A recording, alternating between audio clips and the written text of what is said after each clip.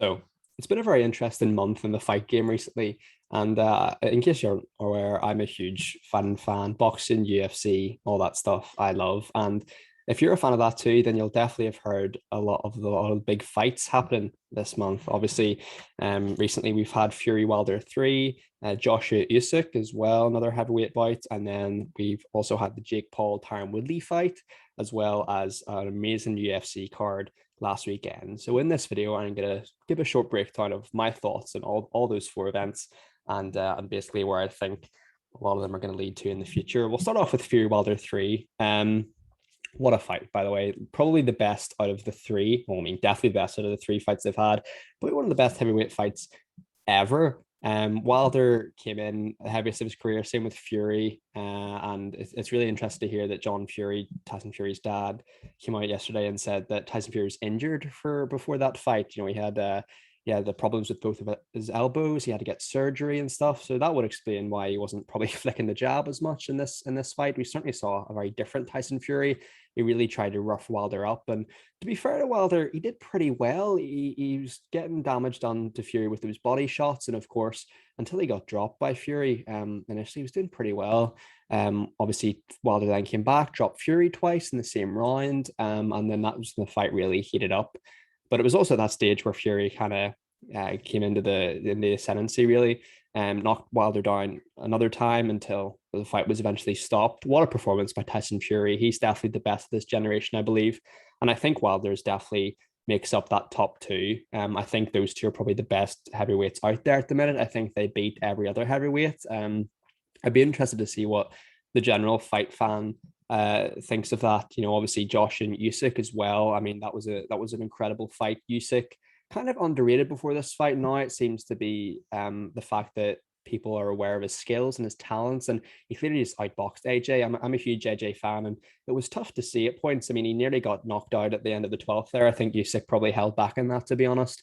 I'm not sure what AJ's doing with his corner there. It seems like Rob McCracken and those people are just not the right people for him at this stage. I've saw a lot of criticism of the fact that they were very lenient towards AJ in this fight. You know, brilliant AJ, great job, while he was getting beat up. Like, it was nuts.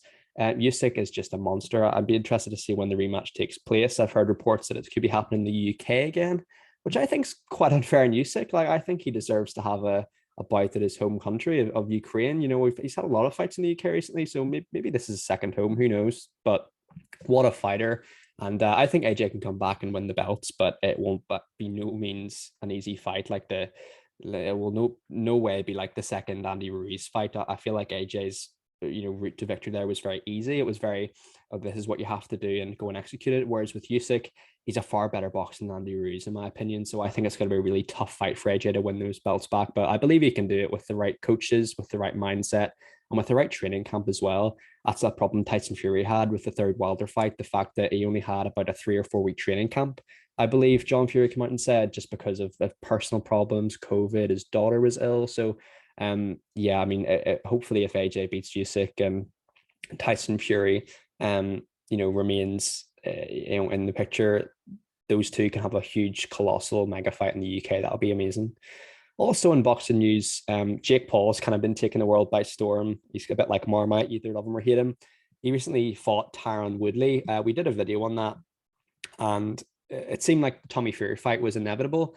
It's happened a bit later than I thought. You know, there's been a few months of discussions about that kind of thing. Tyron Woodley agreed a rematch, and Jake Paul seemingly agreed it with the tattoo stuff. That never really happened. And now Jake Paul, Tommy Fury has been confirmed for the 18th of December, I believe. I'm really excited for that. Jake Paul's kind of a guilty pleasure of mine, where I don't like him, but I can respect his hustle, the grind to kind of become a star in the boxing world, and he's definitely done that. Tommy Fury the same. So I'd be interested to see that. Calm and I will definitely have to do a reaction video to that, I believe, 100%. I would probably favor Jake Paul for that, actually. I know that might get a lot of hate for that, but I just feel like Jake Paul's fights have been a lot tougher than Tommy Fury's. Tommy Fury struggled with Anthony Taylor, Jake Paul's sparring partner, whereas Jake Paul that night fought 5-time UFC champ Tyron Woodley. So I think that the gulf in class won't be as big as some of Tommy Fury's previous fights, but I think it will certainly be a scrap indeed. Last thing I'm going to talk about in this fight recap is the UFC card. I can't remember which number it was now, probably in the 200s, late 200s, 270 or something. I don't know. But what a card. We had Justin Gaethje fight, and we had Rose Namajunas fight, and of course we had Usman Colby Covington. That Colby Covington Kamaru Usman fight was incredible. Usman is just a beast in that weight class, and I think Colby did really well too. Those two, similar to Fury and Wilder, are definitely the two best of this generation in that weight class. I think Kamaru is up there with the GSP level for me now. I'd love to see him. I'd love if Habib came out of retirement to fight Usman. I think that would be an amazing fight. I'm not sure what weight class that would have to be done at. Probably, I'd imagine probably Usman's weight class. I think he's welterweight, isn't he? So yeah, what a fighter. What a card as well. What a card. Some crazy knockouts there. And Justin Gaethje, what a warrior. I think was it Michael Chandler was fine? Yeah, I think so. Those two, what a scrap. They both had to head to the hospital afterwards, I was told. I mean, it was an amazing card. UFC, credit to Dana White. He always gets the big fights done. And boxing, it takes ages. The Fury Joshua fight still not being made, for goodness sake, was UFC. Here's loads of great fighters in the same card. It's fantastic. Loads of great talent to be watching as well. Loads of good up and coming talent. We've got Paddy Pimblett. He was on a card a few weeks back. He made a really good debut, and Ian Gary as well, the Irishman. He seems to be wanting to follow in Conor McGregor's footsteps. So UFC is a really exciting place at the minute. Definitely keep your eyeballs fixed on there for some of the big fights. And yeah, I mean, this wraps up a little fight recap. Let me know if you enjoy this. Oh, one thing I forgot to mention: Canelo Alvarez versus Caleb Plant. Now, Caleb Plant, I'm scrolling through all the comment sections on the Canelo videos and BT Sport, and he gets so much hate. He really does. Maybe because Canelo's got such a strong fan base, but I thought Caleb Plant did really well in that fight. Of course, Canelo's just an absolute monster, one of the goats for sure, if not the goat. For me, he's that good. His only loss being the other goat, Floyd Mayweather. So I think Canelo, his body shots, they look like they're headshots, man. They look so painful. I would not want to be in the receiving end of one of those. But that being said, Caleb Plant did pretty well. Nice combinations in there, especially in the seventh round too. But of course, Canelo, his gas tank's unparalleled, his cardio's unparalleled, his power in that weight class is unparalleled. And yeah, I think he's the first undisputed middleweight champion, super middleweight champion now ever. So yeah, what a fighter. Can't wait to see what he does next. And I hope Caleb Plant comes back too. He's become one of my favorite fighters recently, especially hearing his story and stuff like that. So both amazing fighters. What a great fight.